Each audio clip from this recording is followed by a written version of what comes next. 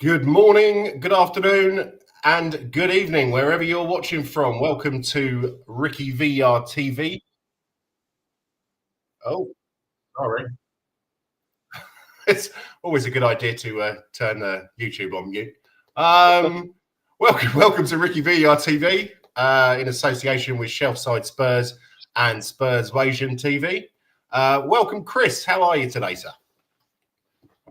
Thanks for having me on. Yeah, had a tumble dryer issues following on from a awful display yesterday. So yeah, thoroughly wonderful weekend. Hope you're doing okay, and hope everyone watching is. Yeah, off to Curry's later, I hear.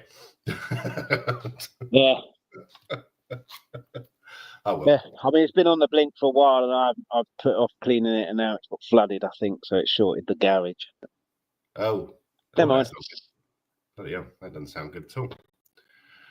Right, so we'll in the garage fuse flicked off, so yeah, I've not been electrocuted or anything. Oh, that's the main thing, because yeah, that can be kind of painful. Right, so we will start with on this day in Spurs history, and this one is a good one. 2nd of November 2010 in the Champions League. Yeah, Tottenham 3, Inter Milan 1. Now, I'm plastered at the pub watching that, so I think I can remember some of it. I was there.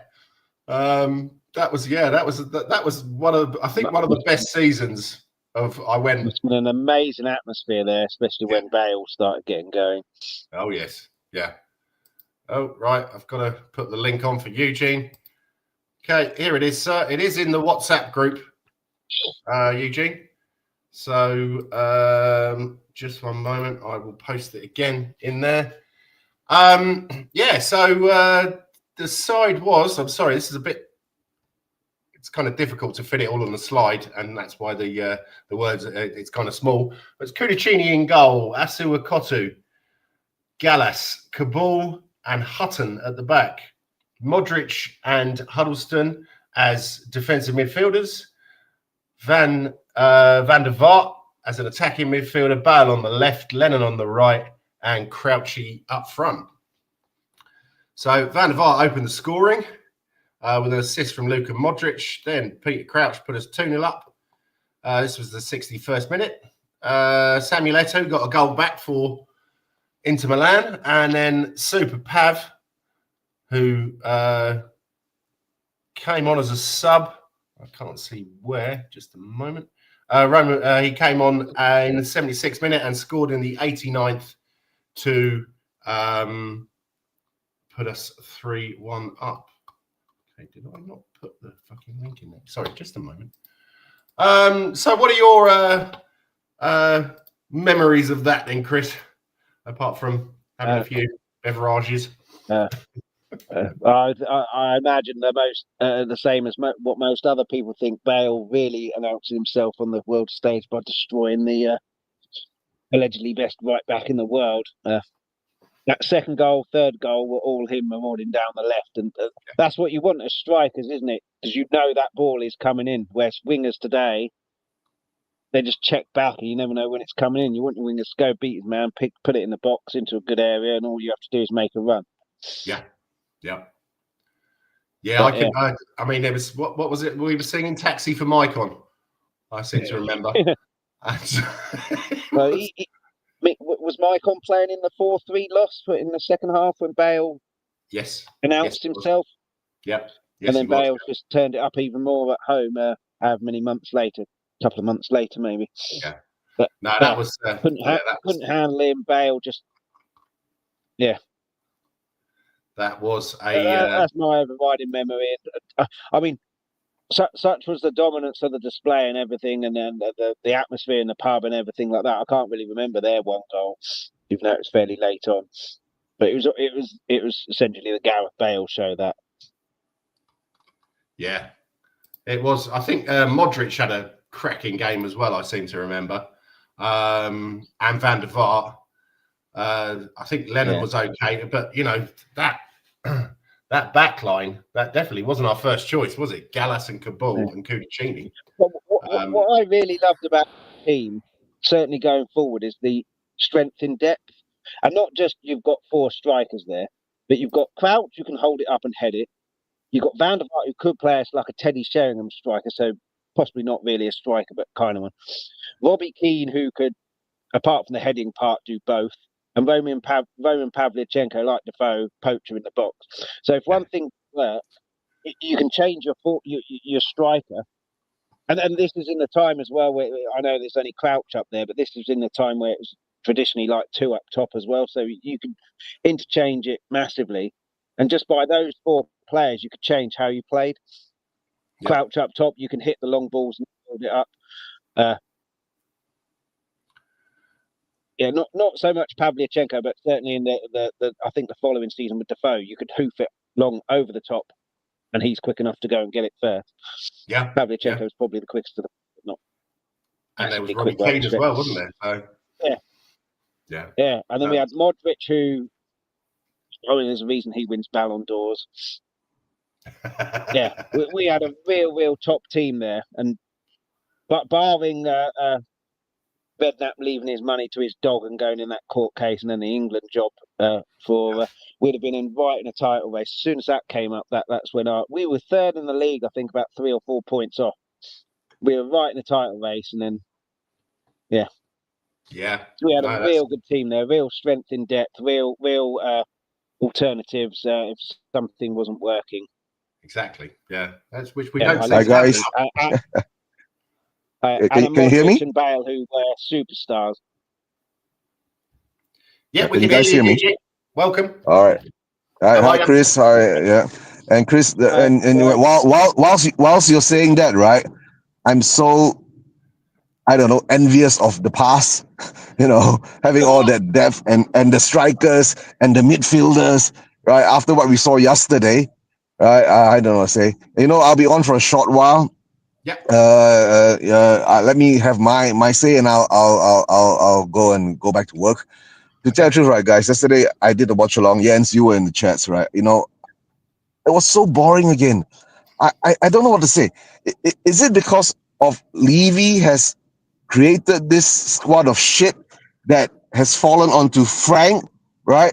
But then we can't compare Frank with Ange, and Ange won us a trophy, and then we go back into this cycle of fighting among each other again. And I don't know, someone other Frank has got, I'm calling him Teflon Frank now, right? Because whatever it is, it ain't sticking on him, right? So we were finding excuses not to blame the manager. And I'm not Frank out because, to tell the truth, I don't know what to say anymore.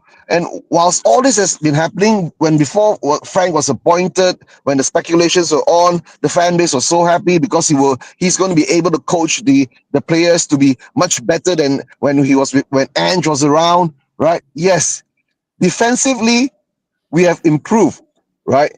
I said it's the same thing when we had Mourinho, Conte, and Nuno. While we were pragmatic, all Ange had to do is push the ball forward. And all our fan base were, ooh, you know, or jizzing in their pants, right? Or getting wet if they're a woman, right? But now, what Frank has done is, Frank has solidified our defense, right? Made us a bit more pragmatic, and everyone is saying, oh, look at how many goals we have not conceded, right? Look at how many losses that we have not lost, right? But you know one thing, Frank has still not caught on to what the Spurs fan base is, right? To tell the truth, right? I'm not saying me. I'm saying generally our Spurs fan base, especially those guys who goes to the stadium, right? If you don't produce an attractive style of football, they're gonna hound you out, bro. They're gonna hound you out so quickly you won't even know what hit you in your backside. And it's happening now because we are pragmatic, right? If we wanted a pragmatic manager, right? Why the hell did we sack Conte? Why the hell did we sack Nuno and bring a B-Tech, right? Manager has not won shit in his whole career. You get what I'm saying? And that's why the fan base is turning on him now. I'm sure, right? Why the fan base didn't turn on Ange that extremely and gave him the chance to have 2 seasons, because he was attacking. You can say, no matter how shit we were at the back, right? right? And having 22 losses last season, and a lot of people complaining about the 22 losses in the league and blah, blah, blah, but we still won a trophy, right? And we were attacking, right, in the league, no matter, I do watch alongs. At least I wasn't bored like shit, right? And the way I'm watching Frank play now, like I said, he's confusing me. Number one, with the lineups. Number two, with the substitutes. Number three, with the style we play. We're going back to losing the ball again all the time. And the players don't seem to have that that urgency to perform, right? The intensity wasn't there. In the Newcastle game, we were out muscled, right? So in the Chelsea game, we were a bit rough, right? And to tell the truth, Benton Cole was lucky not to get a red card, right? I think even Spence had a chance of getting a red card, but it wasn't, right? And of course, they didn't get a red card too. It could have been a red card. One of the tackles, I think, was Reece James on Spence or something like that, right? But I don't understand what has happened. Yes, and our fan base is so bipolar. It's either all to one side and all to the other side. But I'm more in the middle now. I'm sitting there and I'm watching it again. I'm going through that same feeling, right? When Levy was in charge, and I'm getting all that PTSD feeling again. My question is, number one, what is Frank doing? Right? Yes, he has solidified the defense whilst we're having set plays, right? But when it comes to open play, we are still in that same entanglement again when Ange was in charge, right? Our defense is all over the place again.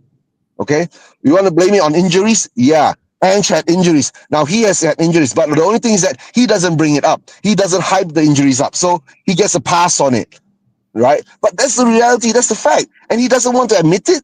It's the injuries is causing him all that. Or number two is that why is our away form so good and our home form so shitty? Why are players playing so good away and our home is so shitty? Or unless because Daniel Levy is so unhappy, he was pushed out of the club, right? He's put a curse on the stadium, right? So now we have to bring out the witch doctors, the shamans, the Chinese mediums, right? And I don't know, some pastors, some exorcists and all that to chase away the demons, right? And of course, I understand we've been collecting shit for the past 25 years, right? And somehow or another, 100%, we can't say it's Frank's fault because the quality of the front, you're talking about the quality of a front three, right? While Chris just now was talking about Defoe, Keane, Crouch, I was going, yeah, we got Tell, we've got the Pigeon, right? We've got Solanke who's injured. We don't see him half the time, right? So what's the point?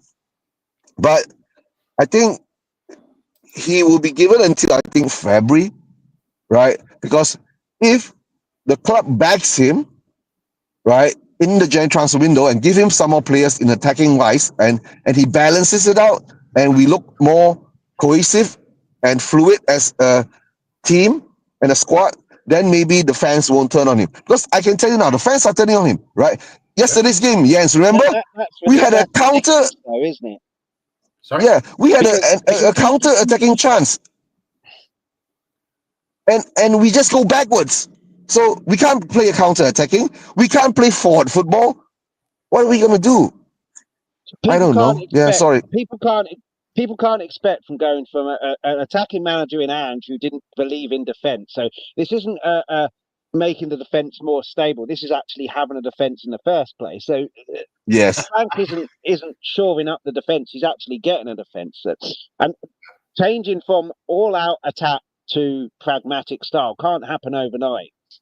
So he's still figuring out his best team.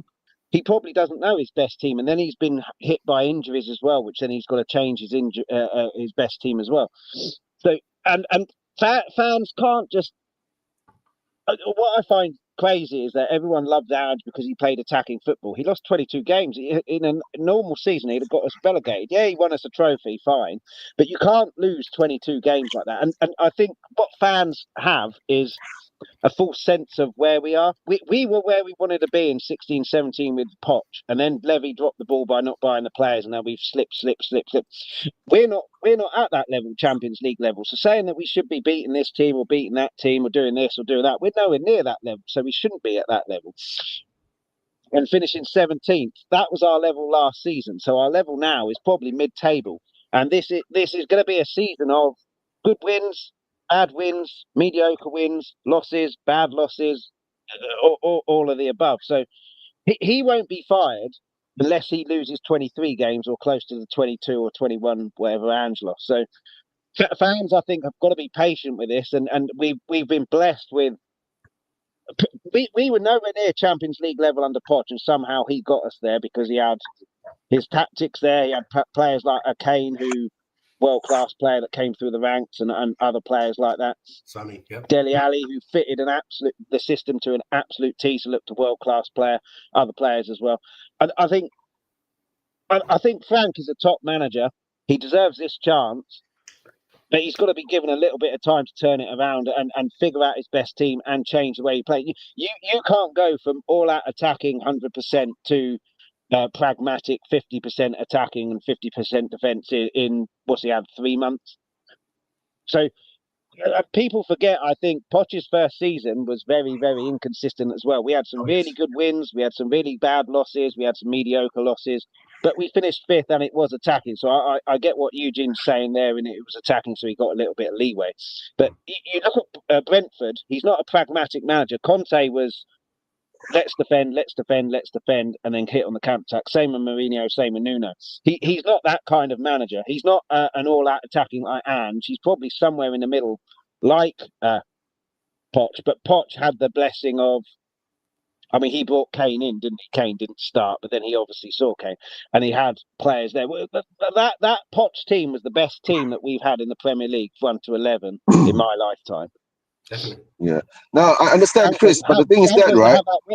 Whether that's because of the lack of the youth players, probably a lot to do with. Well, but Chris, I understand. I understand all that. But the problem is, right? We being Spurs fans, right? We've been going through this for how many years, right? We've been rebuilding, and the worst part is that most probably he won't be able.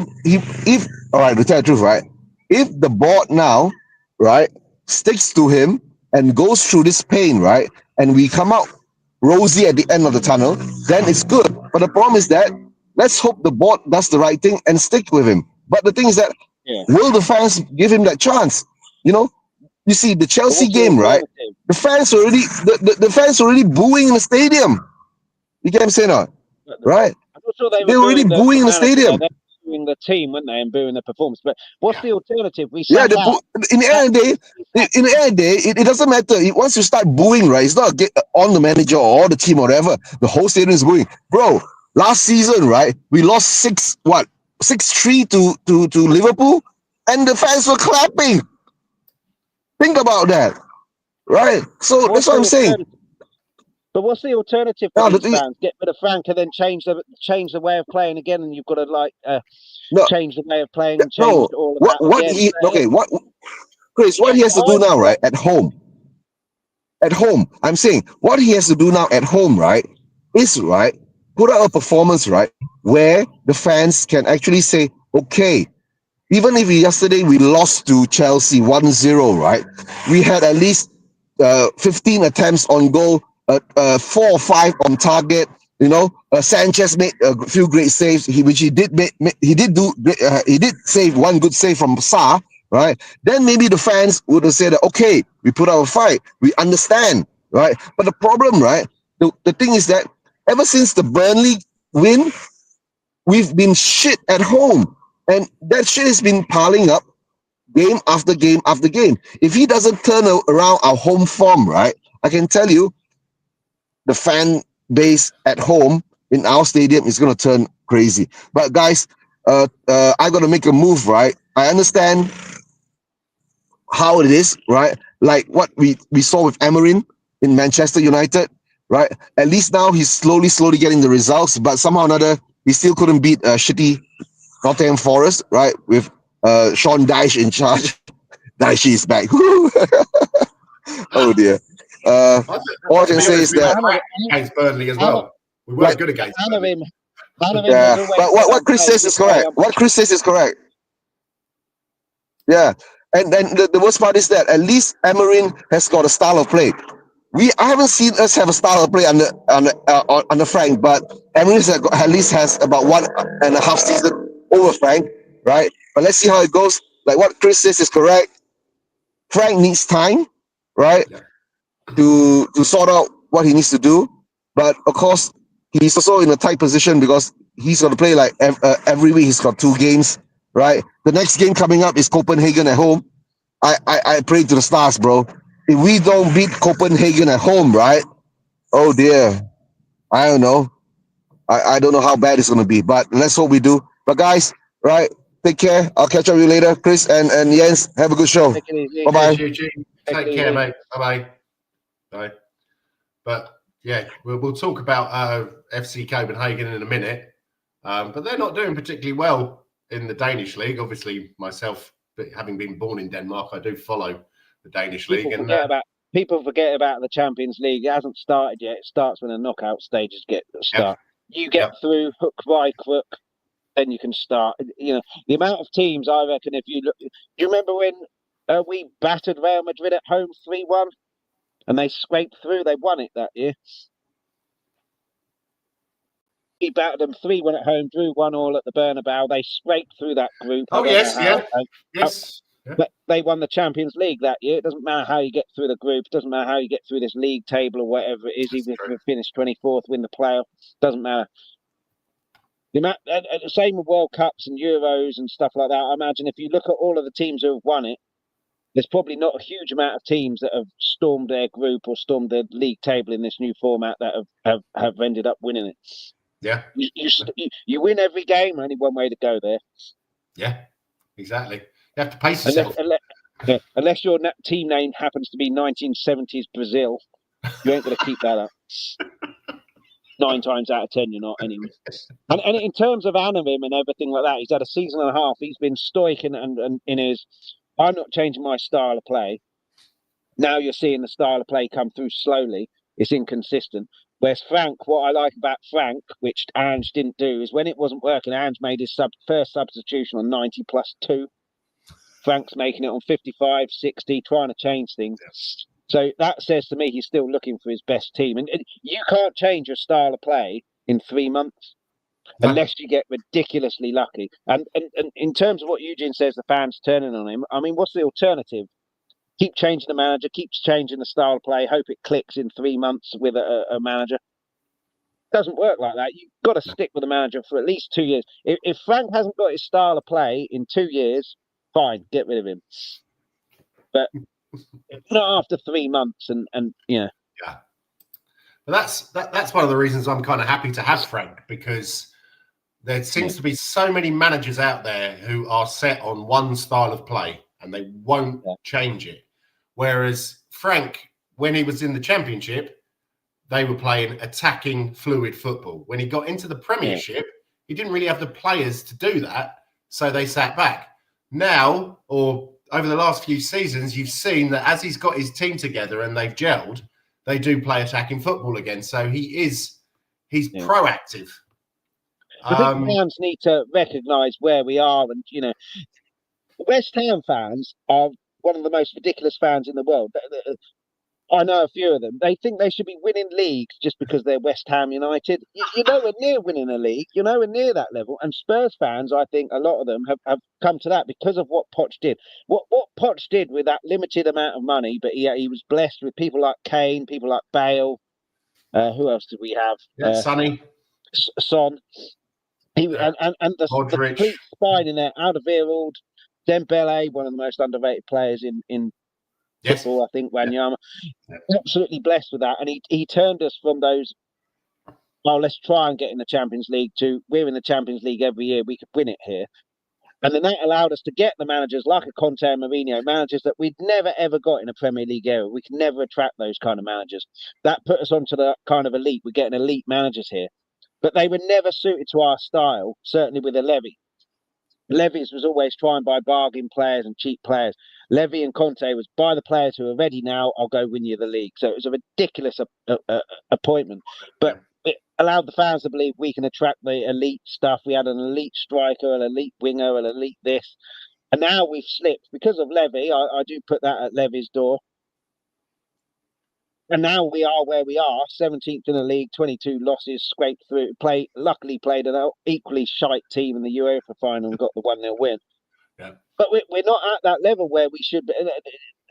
Who are fans to expect to get into Champions League places just because of your team name? You get where you are. You deserve where you are. We deserved to be 17th last year. We didn't deserve to be anywhere near European football. And we scraped through. So fans have got to recognise that we're not this top 4 team anymore. And you know, if they want to blame Levy, I agree with that. Yeah. To an extent, because he hasn't backed the managers up and he's got ridiculous recruitments like Conte and Mourinho that were never going to work, and then Nuno, we don't even need to mention that. He should have stuck with Poch that 16-17 season when we just got pipped by Chelsea. That should have been the season. Go get Bale on loan, get a couple of world-class players in, boost our squad up, and then we would have won leagues and won this or that. Poch would never have been sacked and we wouldn't be in this mess. But fans are booing a new manager when he's completely changing the style of play. And this isn't, I don't think, a Mourinho coming in and slightly changing the style of play to Poch, because Poch still had a base in defence. And if he could have done, would have played 11 up top, not even had a goalkeeper. It'd have been like ice hockey in overtime. And Frank is trying to change that and change completely people who expected him to do it in 3 months. I mean, fans have got to understand where we are, and there's no patience anymore. But there's no patience anyway. You look at Man United, but then they've showed patience, so they won't have anywhere near as bad as a 16th in the league season this year. I don't think they'll get Champions League. They could scrape through into Europa by league form. Yeah. And the next season, watch Man United if they keep at him. Yeah, no, that'd be interesting. But big up, Manny. Thank you very much for all your comments, mate. Sorry, I haven't been able to read them out, but you said you never should have signed Mourinho. He was a pot stirrer who was never going to be there for long term. He also ruined a lot of the good work that Poch did. I'd say that was the start of the rot. Yeah, was it really a rot though? I mean, to be honest, we still finished sort of. I expect us to finish top 8 most seasons. Yeah. Some seasons, obviously, during under Poch, we were challenging for the title, but should never got rid of Poch. Should have given Poch whatever he wanted. Poch wasn't going to go, I want Messi or I'm off. No, he wasn't going to say that, but he did want some players. Given him, he wasn't going to sign other Mane players. for 30 million when he was at Southampton. Yeah. We got Nkudu or G, one of the two. Look what Mane did at Liverpool. Same with other players as well. Wanted Ronaldo, got Sissoko. Look what Ronaldo did. Yeah, he should never got rid of him. That was his. That's why we are where we are. Because Poch would have got us titles, got us leagues, got us whatever. Kane would have stayed. We'd have had. I mean, yesterday that ball couldn't stick to anything up top. Yeah. Whether it sticks to Kane or not, I mean, Kane's weakest game for me is his hold-up play. I mean, it's not terrible, but is his hold-up play. But he dragged 2 people away from him. Yeah. Ericsson was the other one in Poch's team. He was key. Oh, yes. That's who I was thinking of. Yeah. No, that's you know. So, yeah, this is coming from Manny, who's an Arsenal fan, who you would have thought he probably would have enjoyed that. But Levy was a leech, sucked a lot of the joy and excitement from the club. Yeah. But he also gave us some good times because we had Pochettino and, we got Champions League final. We almost won the league. If it hadn't have been for such joyous refereeing that let Leicester get away with everything, I have a feeling that we probably would have won it that year. But yeah, that's just me sounding bitter. I mean, Levy's an interesting one because I was slightly too young, but my dad was alive when Irving Scholler, I think it was in charge, almost bankrupted us. Sugar took over. Yep. Didn't really take us to that level. We were never ever going to go in the red or be in any FFP with Levy in charge. Yeah. And he's insured with this stadium. Say what you will about the stadium and everything like that, but he's insured that it makes money for us. We were told that was going into the club. I'm not sure that's the case. But in terms of the business side, he's done a brilliant job, Levy. We are now, like, you go to all these foreign countries, you see people in Spurs shirts. Yeah. Never used to see that. That's the worldwide appeal that he's achieved. You can also get that by doing stuff on the pitch. So, being that the fact that we had Kane and everyone kind of knew who Kane was, and Son in the Middle East, Asia, that helps as well. But a large part of our reputation boost and world reputation boost is down to Levy and what he's done with the business side. But in terms of the football side, you've also got to make sure as a chairman you give the managers what they want, and that's where he's let himself down, because he's been terrible at that by trying to get cut price deals and all of that kind of stuff. Yeah, but I don't think you can just say that Levy was shite, because if we, because without him, we wouldn't have the reputation boost where we were. We wouldn't have appointed Poch. We wouldn't have had, So he has been bad in the football side for me, but without him, we wouldn't be anywhere near as prosperous as we are now. I think. Yeah, no, that is he true. needs to be held accountable for his footballing disasters in terms of transfers and everything like that. But he needs to be praised for what he's done in the business side and boosted our reputation and made us profitable. Never in the because if we got oil money like Man City have got, we'd have FFP charges, and how they've got away with their 115 is unbelievable. Amazing lawyers. But yeah, I mean, I know they've got all the money and they can spend £1 billion for Pep to still have a moan about the fact he hasn't got a good enough squad. But I wouldn't want that with Tottenham. I don't think, because then everything you win is then tainted because it's just been won by money. Yeah, that's. Whereas I hate to say it, and I'll probably be panned for this, but if Arsenal do win the league, they haven't got oil money that won the league. They've done it by good business, good coaching, good players, bring them through and desire. So they haven't done it by just having an unlimited amount of money in a bucket and just chucking it at people. Same with Liverpool when they won the league. People say they spent an absolute fortune, which they have, but they haven't spent that much money in the last few seasons, and they make money hand over fist because they're Liverpool in terms of merchandising and everything like that. So they've been saving that money for a few seasons. When they won it with Alisson and Van Dijk, that was all the Coutinho money. That wasn't them just chucking 150 million at things. That was Coutinho money and whatever they left over for their transfer kitty that summer as well. Yeah. So, yeah. That's fair enough. But to be honest, Chris, get out. There's no praising Arsenal on this show. Sorry, Manny. I'll sort my tumble dryer out. But yeah, Manny says, by all means, Levy deserves praise for his business acumen, but good businessmen understand what the customer truly wants. I agree with that. That's true. I think that Levy was more intent on lining his own pockets and his friends' pockets. But it just when they first came in, Enoch, and he gave that interview and he said, "There's no football connection here. No. We are here to make money." But then over the years, it was like, "Oh yeah, I'm a big Tottenham fan. I used to go to Spurs when I was a kid." And I think he was just full of crap, to be honest. But something I want to discuss about yesterday. I don't know if you saw it.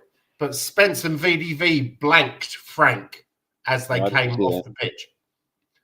What do you think that was about? No, I didn't see it, so I don't know the context of it. Were they just upset with the result, or was it to do with Frank? I'm not sure. I didn't see it. I turned it off as soon as the game finished, to be honest. Okay. Yeah, so did I. I saw it on I think it was Facebook this morning. But Frank walked up to shake Spence's hand, and Spence shrugged him away, and Mickey van der Ven was walking next to Spence. Now so maybe he didn't see Frank, I don't know, but Spence definitely. I mean, he was pissed off, but then again, he didn't play very well, did he? Neither did van der Ven, so they're probably both gutted. So I don't know if there's that much in it, but do you think I don't know. without seeing it, it's very difficult for me to yeah. Yeah. 'Cause I mean, this is the first I've heard about it. So yeah, I mean, they'll come out and say there was nothing in it. They were just disappointed, and that's what the official line will be. But yeah, I have no idea, to be honest. I can't really offer anything other than yeah. Okay. This is interesting from Manny. Disagree on Arsenal, I'm afraid. In recent time, the Cronkies have spent a lot more money, and frankly, Arteta has been living off that FA Cup win with Emery's team. Now, Well, you never hear Arsenal have FFP issues, which is, Man City and Chelsea, were just chucking money that they didn't have. Arsenal have spent a lot, but what's a lot of money? Is that a lot of money for Arsenal? Is that a lot of money, period? Is that money that they didn't have, or money that they have had and they've just saved it? 'Cause from what I see, you never see Arsenal. When Arsenal make a big signing, it's a bit of a surprise. When Man City signed someone for 80 million, so well, that's what first of many. yeah. No, But again, if he's an Arsenal fan, he's going to know a lot more than me, isn't he? Because he's going to follow it more thoroughly than me. He's not a big Arteta fan, so No. yeah, no, that's fair enough. So, would you give anyone man of the match from yesterday? Referee for blowing the whistle at the end. Well, it has to be Vicario, doesn't it? Because without definitely. Vicario, it would have been about 5. But I mean, when your goalkeeper's getting man of the match in a loss, that tells you everything you need to know. Yeah, no, that's very true. I agree, Vicario definitely. Yeah. Manny says, I go by what Alan Shearer said to BBC Sport. The players were just eager to get into the tunnel rather than stay on the field and applaud the fans. I don't agree with players. True. That's terrible as well, isn't it? Yeah. Because Poch made sure, win, lose or draw, that they applauded the fans. Exactly. Yeah. But football now isn't a fans' game. It was Bill Nicholson who said it's all about the fans, didn't he? So long gone from there now. The fans don't fucking matter. Fans are just there to make the money so that the players can get paid and everything like that. Yeah. So, I mean, there'll be some that do, but most players couldn't give a shit about the fans. No, that's very true. I think that's very true. Who do you think in the team actually does give a shit about the fans? I'd say probably Porro and VDV. Yeah, Romero, maybe. Romero, I would imagine Sarr Maddison as well, does. probably, I'd say. Yeah, I'd imagine Maddison does. Yes, he does, yeah. But, yeah. Other than that... Manny says, I think the situation with the fans booing the team meant that maybe the players just couldn't stomach staying on the field. I think this issue has been addressed by Frank and the players. Okay. If that's the case, that shows a lack of leadership, isn't it? You stand up and be counted, Exactly. Yeah. No, but back to Poch's team, we had, Loris was a leader before he kind of went off the boil. And then through the team, Vertonghen, Alderweireld, both of those leaders. Dembele could have been captain. Wanyama could have been captain. Even Dele Alli could have been captain. And then Kane could have been captain. Son. We had leaders everywhere. Even Eric Dyer in the season before Wanyama turned up when he was playing kind of centre-back plus defensive midfielder. Mm-hmm. Whereas now, I mean, Romero is captain. Paulinho is kind of a leader, I'd say. Yeah, I do like Paulinho. Yeah. But other than that, I'm not sure, to be honest. But I mean, with that Poch team, you look at that back four: Rose, Walker, Vertonghen, and Alderweireld. And that is just a dream to have now, wouldn't it? You look at Arsenal. How many leaders have they got in their team? At least 5. Yeah. I mean, the obvious one, Declan Rice. Mm-hmm. But who was the defender who I had? It was either Gabriel or Timber. I can't remember which one it is. Well, probably both of them, to be perfectly honest. Raya, you could probably say, is a bit of a leader. Yeah. Yeah. And how many leaders have they got? At Liverpool when they were winning leagues, how many have they got? Salah, you could say, as a leader. Van Dijk, obviously. Yeah, definitely. McAllister as well. Yeah, McAllister. Yeah. You need leaders in the team. You don't just need a leader who's your captain and that's it. You need leaders throughout the team. You need essentially like 5 captains in the team just one who has the armband, who essentially his role is talking to the referee. Yeah. No, But we haven't had leaders in that team since Poch's heyday. No, that's true. That is very true. And that's why we don't clap the fans, why we just capitulate when things are tough. And that's the issue. How do you get leaders? You can't train to be a leader. It's like a Jermaine Defoe kind of goal scoring instinct. You can't teach that. You can't teach someone to be a leader. You're either, and fans are booing you. They're paying your wages essentially. You go and face that head on, don't you? You don't go crying off to your mum. Oh, they're booing me. They're being horrible. Oh, I don't like it. You go and face that head on, and then you go, oh, I don't like that. That ain't fucking happening again. But we haven't got anyone like that. Yeah. I can see. Well, Manny's saying it's really only Rice and Gabriel at the moment. Raya is someone I don't rate because he has moments where he acts like a bit of a maniac. And you'll remember how you mugged him in pre-season. Yeah, well, that's pre-season. It doesn't really matter, does it? Pre-season, Manny, doesn't matter. I remember Man City lost most of their games, won pre-season, won the league. Fulham won all of theirs, got relegated. Doesn't matter in pre-season. It's all about getting your fitness up and trying to work out your team. Yeah, no, that is very true. But who do you think? I think Porro could be a leader. I don't think Spence could. I think Spence is too self-centered. He's basically all about Jed Spence. It's not really so much about the team. Yeah. VDV, he needs to grow up a bit, probably get a bit older, but he could be. I think Kudos could. Yeah, Dan So as well. I think when he plays, Solanke could, but have we got an injury curse with him there? I'm not sure, but we really missed him. He's the only one who can hold that ball up. I like Richarlison, but he can't hold the ball up. Tell is one of these players like Theo Walcott for me. Can play all across the front, never worked a single position because he's too versatile. Sometimes the versatility can be your undoing. Yeah, I do like Tell. Yeah, I'm not sure yet. He's our best striker there by a mile because he can hold it up and score goals. But I'm not sure when he's back. I don't think it's this side of Christmas. But are you talking about Tell or Solanke? Solanke.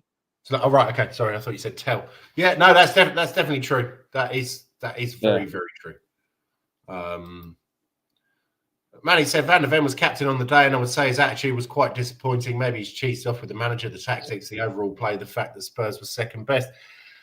Yeah, well, he's been captain a couple of games now, and I just think he had a stinker yesterday. I think there is a mental block in Tottenham whenever we play those fucking rent boys from West London. Pardon my language. The other thing is the tactics don't work. When you're on the pitch, they fuck the manager. These tactics will work and take some responsibility. I remember when Manchester United lost 4-1. I think it was Liverpool. I can't remember who. But then I can't remember who told the story. It might have been Rio Ferdinand. Paul Scholes went up to all of the team in a huddle when the fourth one went in and go, we ain't conceding the fifth. This is the tactics now. Managers, players can take the responsibility if the manager's tactics aren't working. They don't need to follow it to the letter. And then, it's a definition of insanity, isn't it? Like doing the same thing, expecting different results. Go take responsibility on the pitch. You're the captain with the armband. Take responsibility, rally the troops, rather than, potentially blanking the manager and just putting your head in the sand. But again, we don't have players who can do that. No, I don't think. We've got no one with the I'm going to take responsibility. I'm going to take the. We talked about that Inter Milan game, 3-1 earlier. That was Bale taking the game by the scruff of the neck, making sure we won that game.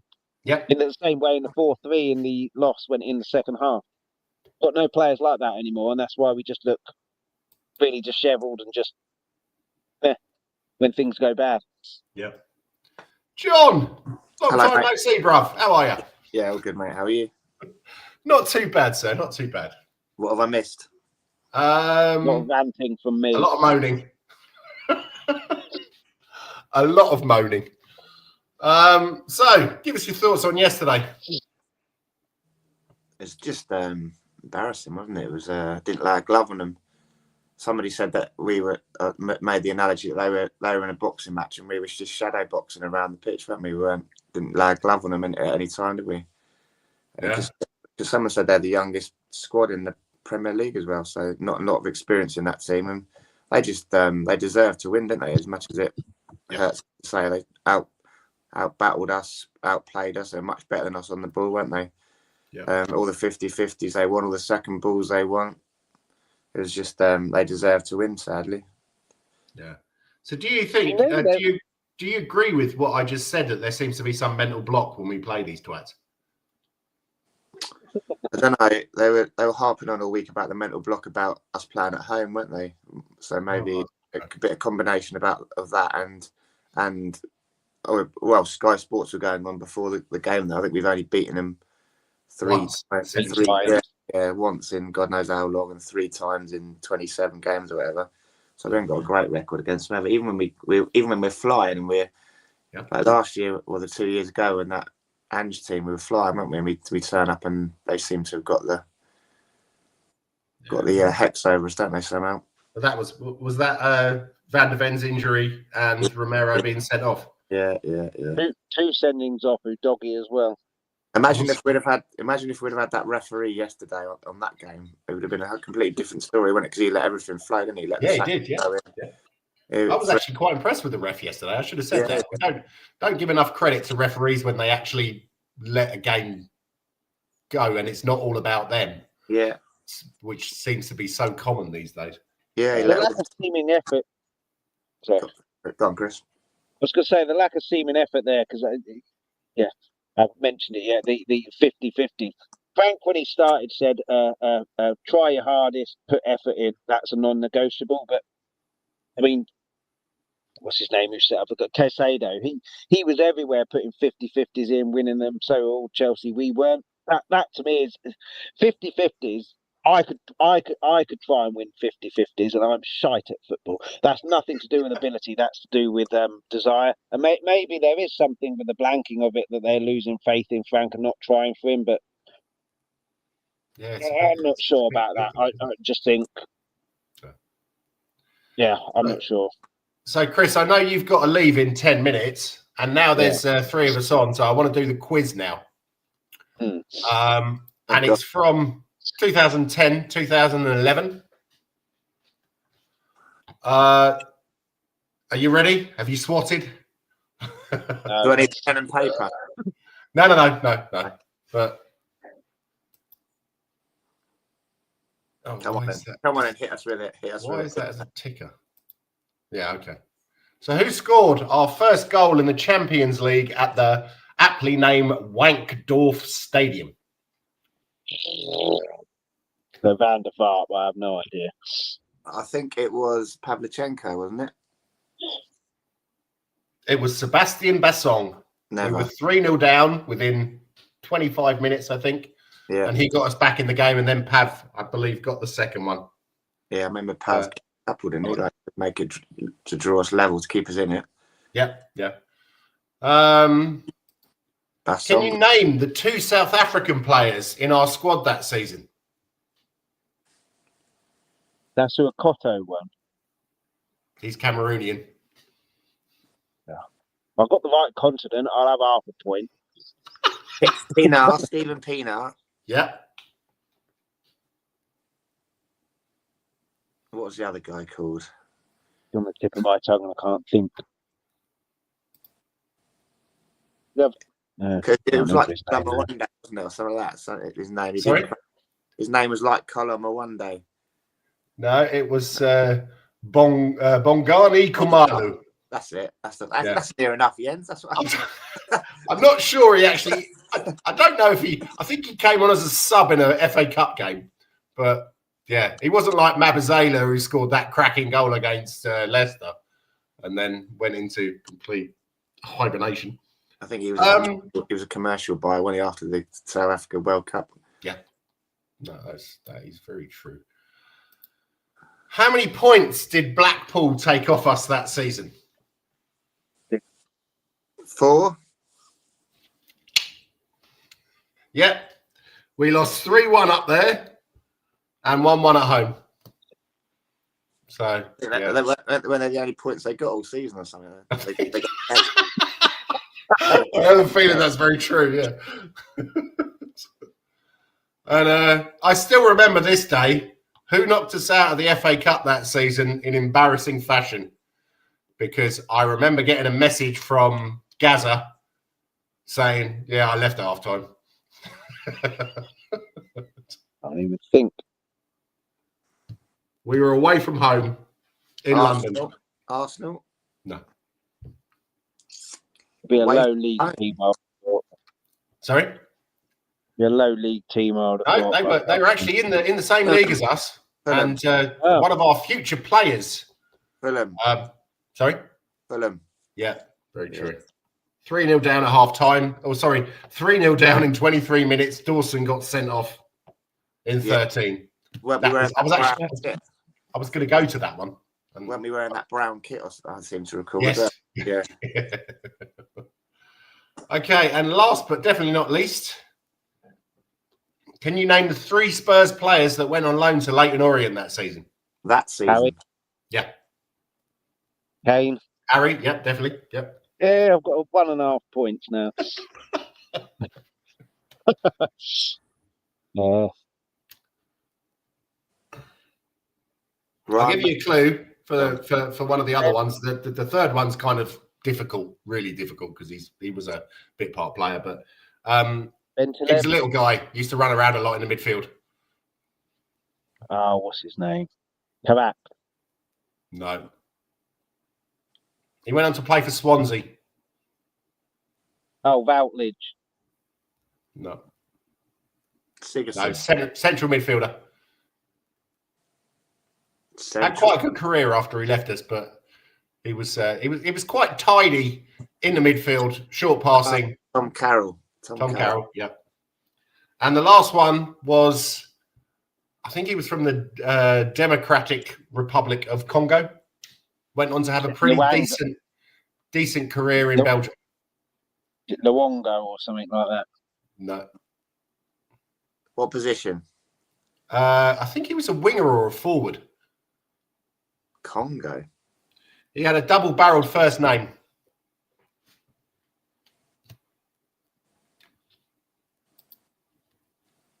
As I said, it was a bit of a difficult one.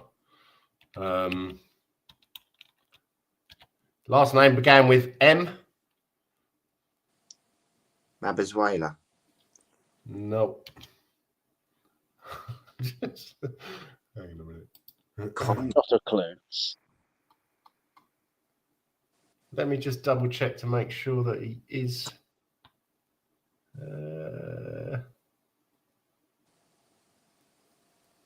It's going to be a player that they got from Arsenal or something like that, and you've got it wrong.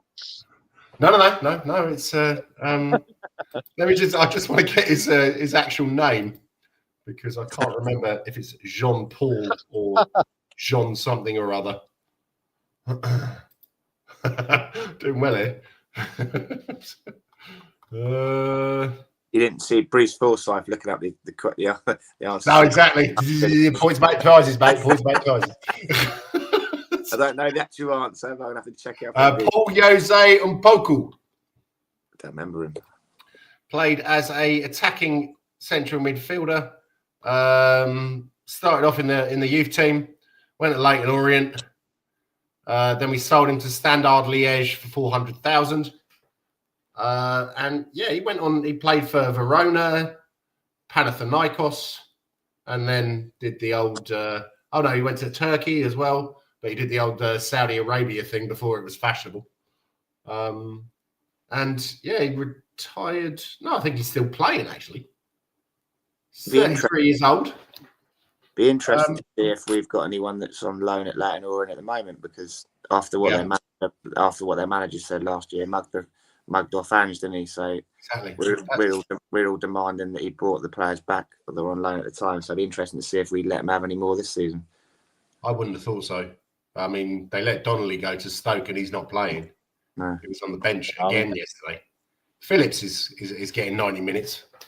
But yeah, well, we can move on to that right now. So I don't know if you can see that. Divine played 8 minutes. Jump off, fade, Jens. Okay. Nice to see you, Chris. Thanks for coming on. Cheers, John. I'm back in England next week, but let me know your availability if you want to come on in a couple of weeks. Yeah, I should be all right. I might be away in a couple of weeks. So just ping me when you want me on, and I'll let you know if I'm about. If I'm about, I'll jump on. Nice one. Well, you're always welcome Nice every weekend, mate. So yeah, I'll let you know. Nice one. Cheers. Take it easy, guys. Enjoy curries. Cheers. Come on, you Spurs. Oh dear. So, John, how's things going with the old band and stuff like that? Yeah, we've had October off to write and record. Okay. We're actually making our comeback on Tuesday night. There's a gig at a pub called the Aristocrat in Aylesbury. Yep. Yeah. So it's a nice low key little. It's literally over the road from where I work. So. Oh, okay. Yeah, right. That's a nice one, mate, to dip our toe back in the water with. See if we can remember any of our songs. Oh, that's it. Yeah, that sounds like a bonus. and the music's right, so I've got to remember all the lyrics, So it's an hour set as well, so I've got to remember see if I can remember all the lyrics after an hour. Yeah, and after working on other songs and writing other lyrics and stuff, I've got to try and remember all my old lyrics now. It's hard life being an artist. Absolutely, mate. I can understand. It's a hard life for me being a piss artist. So. Trying to remember words and stuff. It's a hard life. Yeah, I'm going to say you're one of the best artists out there. Oh, are you up London way or just next weekend? Or are you... Oh, it's Steve Davis's 50th. Yeah. And we're going to Brighton. Oh. So we're going to see someone. I think there's Stanton Warriors or something. I don't think I've ever heard of them, but it's it's not. I don't think it's really my kind of music. I don't really know what it is. But yeah, it's just that should be fun. I have to get to the airport at 7 o'clock Saturday morning, and then to Gatwick at 12 o'clock or 10 o'clock on Sunday morning. So yeah, I'm not really sure how that's going to go. That was braveness or stupidity, one of the two. Well, unfortunately, the other one, because last time we did something like this, I booked my flight at 4 o'clock in the afternoon from Heathrow, and everyone fucked off at 9 o'clock in the morning. So I'm like, where am I going to go? So I just thought, well, I'll get the earlier flight at midday. Got to be there 2 hours before. Well, Sorry? Gatwick is Brighton. Yeah. Past the jet. So so that should be good. Unfortunately, be surrounded by Liverpool fans. Any other faces going? Ed's going, I think. He's Watford, isn't he? So yeah. But Charlie and Andy will be there. They're Liverpool. Dan Treasure. John Crampton. Unfortunately, Tom's not coming because it was I think he said it was 200 quid on the train or 5 hours drive. Good. Yeah, so he's unfortunately not coming, but no, it should be a bit of a laugh. Decent. And, are you going to watch the Spurs game or is it Sunday? I can't remember. Let's have a look. I think we are Saturday, aren't we? We're Saturday, I'm sure. Who are we playing? We've got Man United 12:30 kickoff. What, Saturday? Saturday, yeah. Yeah. No, I think I think Dave's coming to pick me up at 10 o'clock at Gatwick. Nice. And so yeah, we'll probably be we're going to a restaurant / pub, so we might be able to watch it. Yeah, you will for sure. Clear the place out, so Yeah. Not an awful lot, to be honest, this week at Spurs with the loan guys, Divine, Phillips again, Donnelly unused sub. Still don't know why we sent him out on loan if he's not going to be playing. Do you think we can get him back? He had a similar start. He had a similar start at Leighton. He struggled to adapt, and they wanted to send him back, didn't they? And they said he was useless, and then he kicked on and got his head down and got in a team. And once he was in there and settled, he was their best player, wasn't he? Really. So maybe I don't know. or is it Stoke? Maybe he struggles. If he was struggling being away from home in London, Stoke's an issue. In Manchester, isn't it? So. Yeah, he's only a young lad, isn't he? So living away from home for the first time.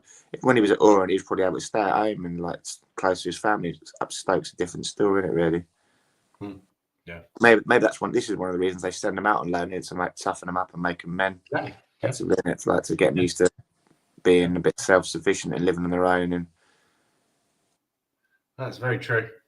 Well, so Guy says, I also don't care about Jed Spence and VDV storming off the pitch. No issue with that at all. People are talking more about that than how they played. I don't think it's a bad attitude. I think it's just human. We can't do the cop-out of blaming the atmosphere or the fans. We were loud as fuck until it all collapsed. Even after the goal, we kept chanting, this is on the players. They couldn't pass accurately. That's very, very, very true. Manny says, what's your take on Alfie Whiteman retiring to pursue a career behind the camera? Is he? I think the bloke's got his head screwed on. I think he's he knows what he wants to do, and he's decided that football's not for him. What do you reckon? To have that choice, eh? Yeah, I've decided football's not for me. Exactly. So I'll go and I've earned probably 5 to 10 grand a week for the last God knows how long. So yeah, I'm doing all right, Jack. So where did he go? Is he on your list there, Whiteman, or not? Has he binned it in? Sorry, is he on your list there, Whiteman, or not? No. He's he hasn't played. He hasn't played for us since the Mourinho days. He got 10 minutes against. Can't remember who it was in the Europa League. He was out on loan to Degerfors, but that was years ago. Yeah. And so he's just basically been sat in the reserves. And whereas Brandon Austin has been given a chance, Whiteman never was.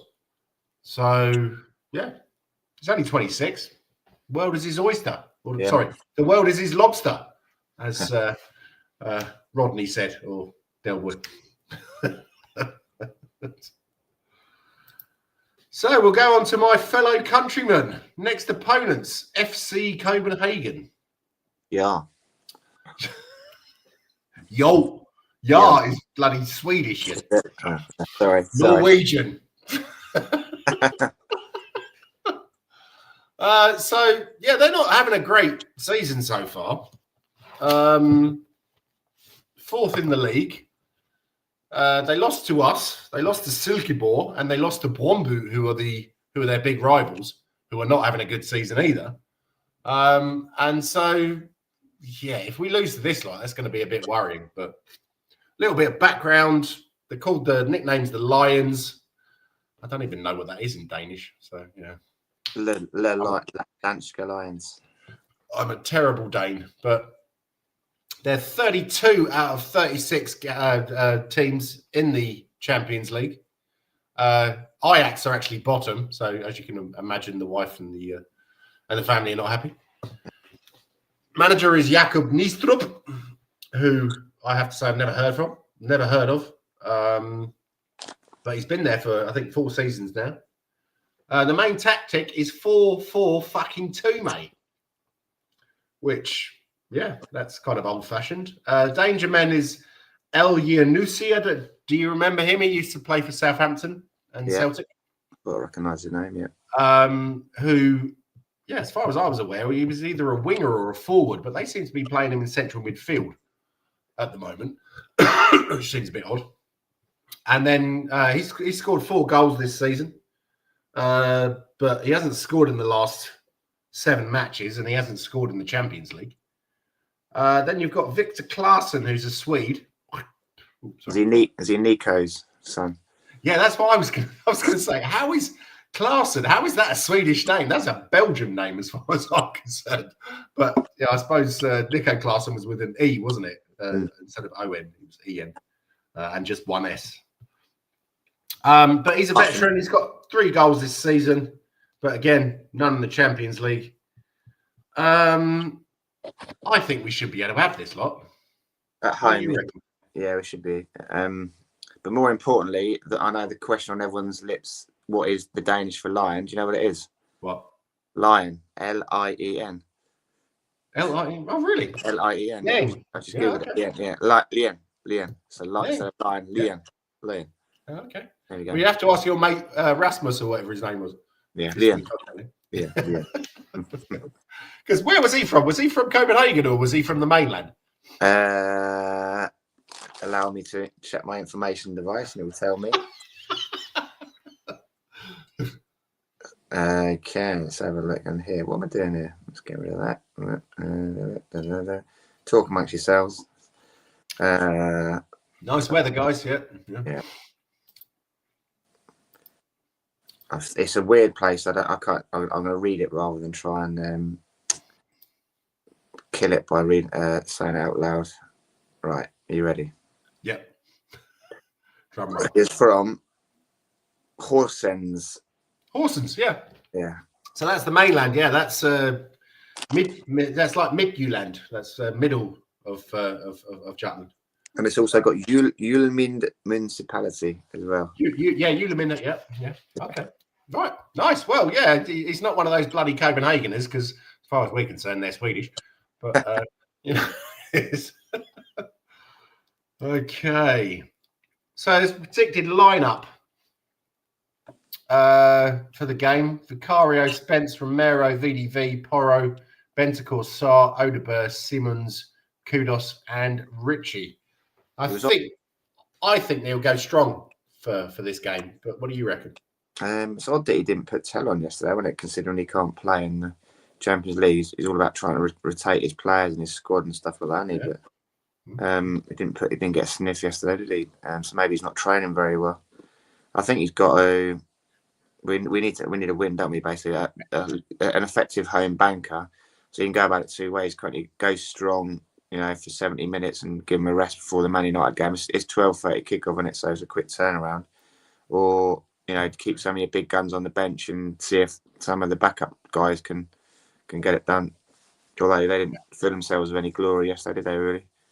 No, that's true. I always think it's a good idea to put the big guns on from the start, and then when you're 3-0 up at half time, you can rest them. Yeah. But no manager ever seems to do that. That's probably why I'm not a manager.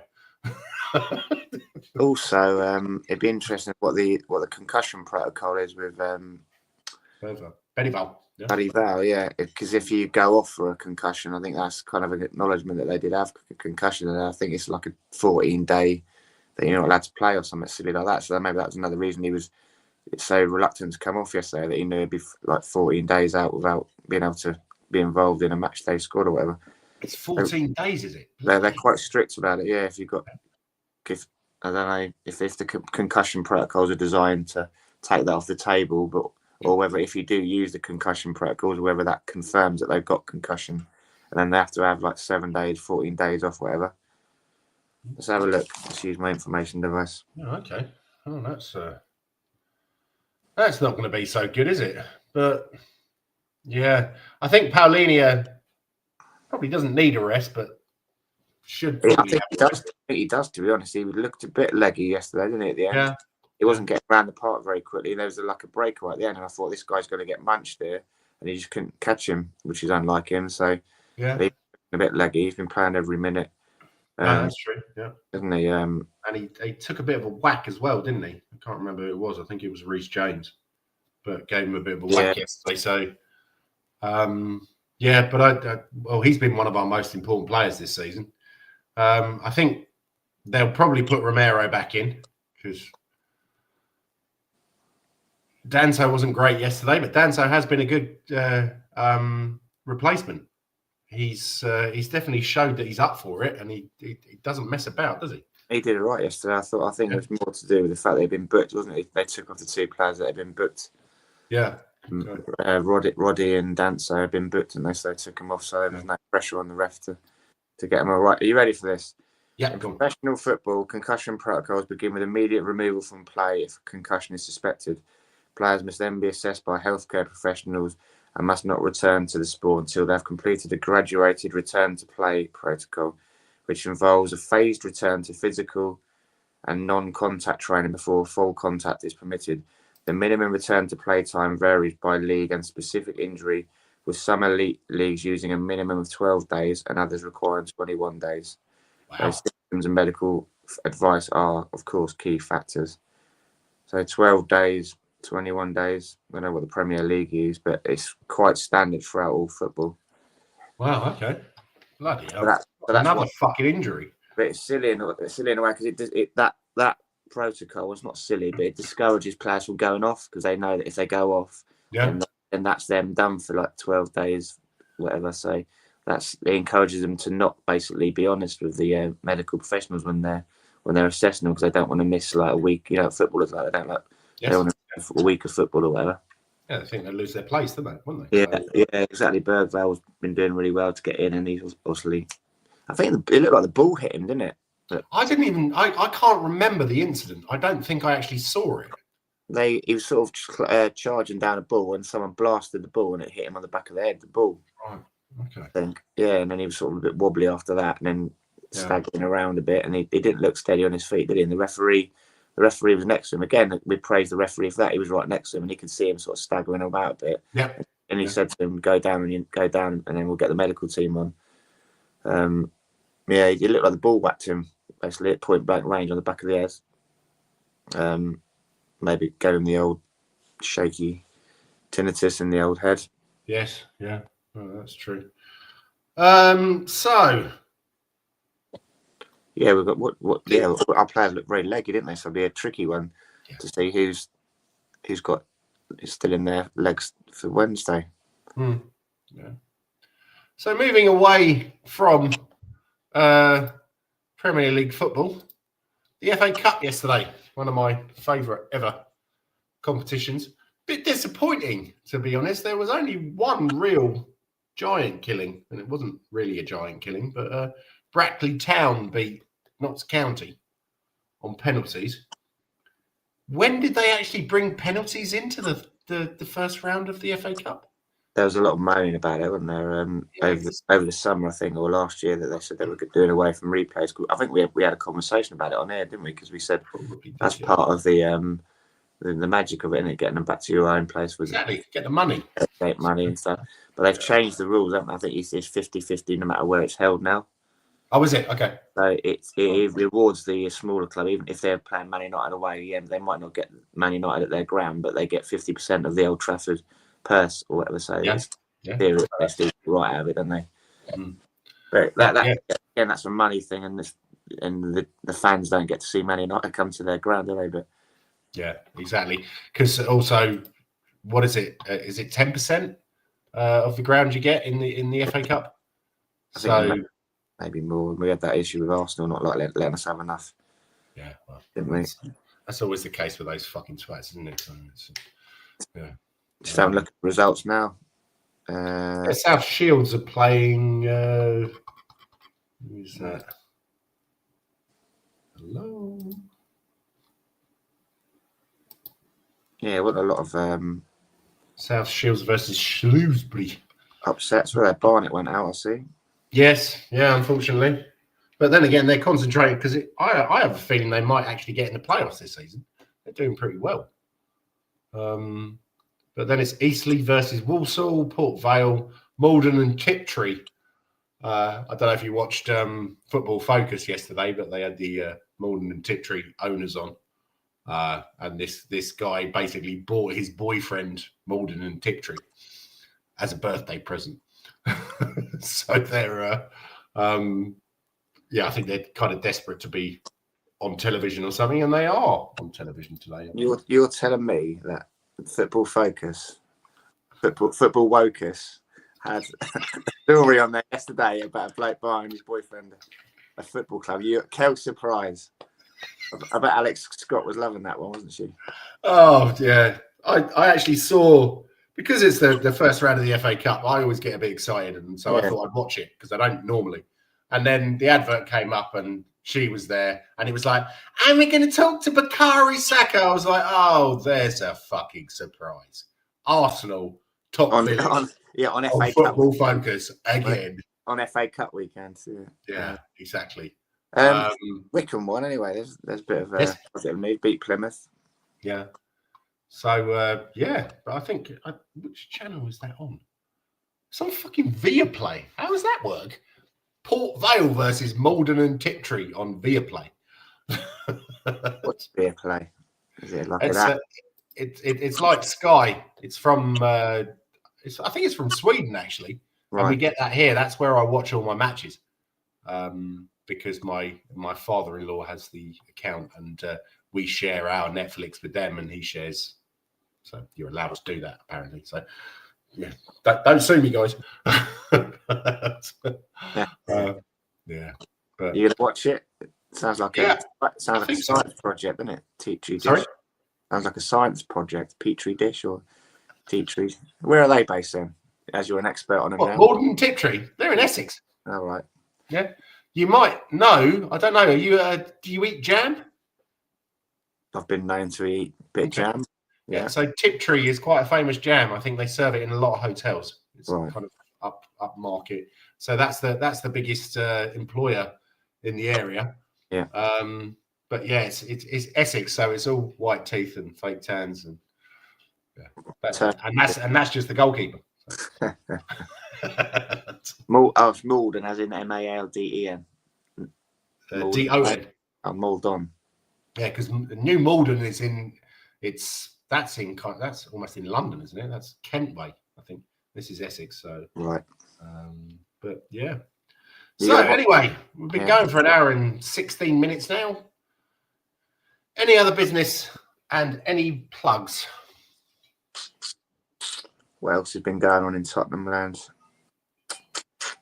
Didn't we appoint another director of something or other, didn't we? Another executive director, something was going on, yeah. Do you think that that they are going to put money in this January? Because they've kind of said that they will support transfers. They don't think they can. They can't now, can they? Because they've been teeing up. They've been manoeuvring to make it all, put all the blame on Levy, haven't they? Saying, "Oh, we've always wanted to invest, but Levy's been holding us back." So they can't now turn around and be penny pinchers, can they? Yeah. They've got a problem because because of all their public declarations, the clubs are just going to add £5 million to the prices, aren't they? Thinking, oh, these new owners are going to spend. But then Frank's been kind of tempering that by saying, oh, well, you don't get a lot of good business done in January, so it's more the summer. So maybe they're trying to put people off to thinking, oh, Spurs aren't going to spend till summer, so the prices don't go up in January. But it's a tricky one, isn't it? Because all your players are going to be sort of just about coming back, aren't you? I think, yeah. Hopefully by January, Kulusevski and Solanke will be coming back. I think Maddison's out for the season, isn't he? Pretty much. Yeah, I think it said February, but yeah, I think for Kulu. No, for Madison. But Kulu, they're saying end of November. Well, that's what it says on my football. Frank said on the press conference for this game that he hadn't joined the grass yet, which means back involved. Yeah, he's not on the training pitch. He's not on the so I guess he's still working in the gym and the swimming pool to get his cardio back up. Or is that ball again? But well, let's have a look, see what it says on here still. But I mean, Gray getting injured, Davis getting injured. This Takai guy apparently is now late November.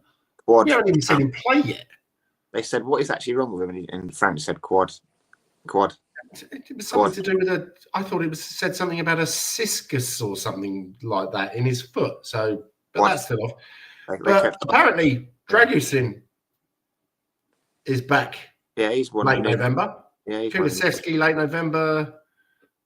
Maddison, they're saying early January. Basuma, it just says a knock, which basically means probably a knock to his head because, well, he's not injured, is he? He went away on international duty. He's not injured. He's just they wanted him to leave, and he doesn't want to leave because he wants to get his visa, doesn't he? Or whatever. So I don't know when that kicked in. He had to do 10 years in England to get an English passport. Right. Okay. That's one of the reasons he wouldn't go to Turkey. They said because he wants to do his 10 years here to get an English passport. So yeah. So we're never going to get rid of him then. Well, not until he's done his 10 years. And how long? Do you have any idea how long that is? Yeah, it wasn't long. It was maybe January or oh, really? Okay. Yeah, not long. It's a matter of months.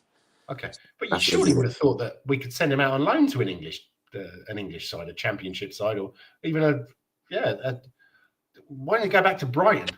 Yeah, you're right, aren't you? Yeah. I don't know if they can do a loan deal now, whether the window's closed on that. Yeah, no, that's probably true. But it'd be in our interest to just release him, wouldn't it? I don't know how many years he's got left on his contract, and let him go to another English club if he wants to do that. Just get rid of him off the books. He saved the wages, don't you? I suppose that doesn't really count in multi-million-pound Premier League. Do they don't save that much money on releasing him? So he's got a bit of worth, and so. Yeah, well, we never seem to be particularly good on shifting players for even sort of backup players. You look at Chelsea, you look at Arsenal, they always seem to be selling backup players for 20-odd million. And we always seem to be letting them go. And hopefully that issue's now been resolved with Baldy. Yeah. Baldy's gone, and he's to be the one sticking his oar in, saying you're not letting them go unless they get this minimum amount, which is an unrealistic price. So maybe now that will naturally fall into place. But do you hear an awful lot from? Or I'm not sure if I'm just missing it or I'm not digging deep enough. But do you hear a lot from sort of this Vinny guy or the other people? Like we used to hear occasionally from Levy, didn't we? But I don't seem to. I hear these announcements that people are joining and stuff like that, but it doesn't seem to be a lot of communication from this guy who apparently was hired for his communication. Yeah, they have been. They've made a conscious effort. They did that fans forum thing, and then they did that little sit down with Paratici when he joined. So they're doing more, PR focused stuff to try and bring the crowd on it. They've been dripping out little things about they want to do statues and all the things that we've been calling for. So they are actively undoing all the bad work of Levy, whether it's a PR perception thing or whether they actually generally do want to do all the things that Levy's been blocking. But it's just a sway favour towards them, I guess, isn't it? Like PR wise, but they seem to be doing all the right things. Yeah, well, I don't understand what is the issue. What was the issue with Levy building a statue to fucking Bill Nicholson or Jimmy Greaves or Ben White? They didn't want anything that couldn't be when they have their events, their concerts and stuff. They didn't want anything that pinpointed the stadium to us, which is quite frankly disgusting, isn't it? Like it's our stadium, but oh no, it was Daniel's stadium. Daniel's stadium, yeah, Daniel's greatest achievement. Yeah. Okay. Anyway, going to wrap up now, John. Thanks, absolute pleasure to see you again, mate. Was your nephew not playing today, or? It's half term. A week off. All right. A week off. Week off. Okay. Back next week. Okay. Well, if anyone is in or around Aylesbury on, did you say Tuesday? Tuesday night, yeah. Yeah, at the Aristocrat, was it? Yeah. Yeah, the Aristocrat pub. Go and see John. I've seen him live before. He's an absolute fucking legend. So, go and support your local bands. Music, support grassroots music. Absolutely. And support grassroots football as well. Get yourself down to Cheshire United or Amersham Town. Yeah. Or wherever. Yeah. So, what do you still, you don't manage anymore, do you? No, I was going to make my comeback this year, but I've got something going on with the music that I didn't have time to do both. So I made a sensible decision not to. My head ruled my heart. I was going to come back, but no. Yeah. So you'll always be known as Coach Johnny Einstein. So I'm pretty sure you're much better than that. What's that guy's name from Tottenham away? The other Johnny. No, the who was the coach? Stell. Who used to Stell. That's the one. I'm sure that you're better than him because I can just imagine him shouting at people on the touchline, and whereas I think you'd actually explain what players are doing wrong in your cool manner.